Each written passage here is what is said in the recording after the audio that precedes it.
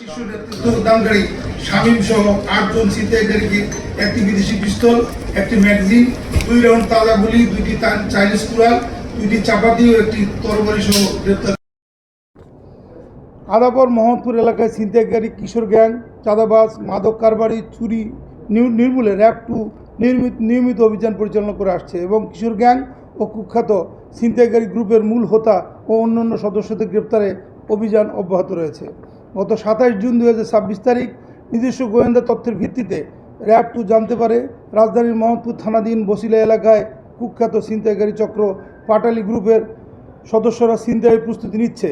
উক্ত সংবাদের ভিত্তিতে র্যাব 2 এর একটি আভিযানিক দল অভিযান পরিচালনা করে পাটালি গ্রুপের শীর্ষ নেতৃত্বদানকারী মোহাম্মদ শামীম পাটালির সহযোগিতায় মোহাম্মদ খোকন মুন্সি ও সজীব ব্যাপারীকে গ্রেপ্তার করে।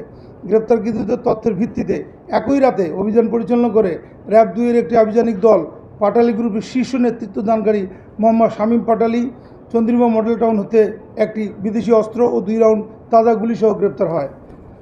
উল্লেখ্য, ধৃত শামীম পাটালি সহ পাটালি পরিবারের অন্যান্য সদস্যরা গত 15 মে 2026 তারিখ ও মোহাম্মদপুরে আলোচিত একই পরিবারের 7 জন সদস্যকে কুপিয়ে জখম করার ঘটনায় অভিযুক্ত আসামি।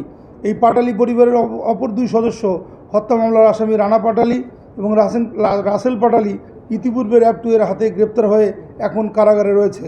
পাটালি পরিবারের অন্যান্য সকল সদস্যদের নামে মোহাম্মদপুর থানায় চুরি, ছিনতাই, ডাকাতি ও মাদক মামলাসহ একাধিক মামলা রয়েছে। তাদের আসামিদের পিসিপিআর আমরা আমাদের প্রেস রিলিজে আপনাদের জানিয়ে দেব। সকলকে ধন্যবাদ।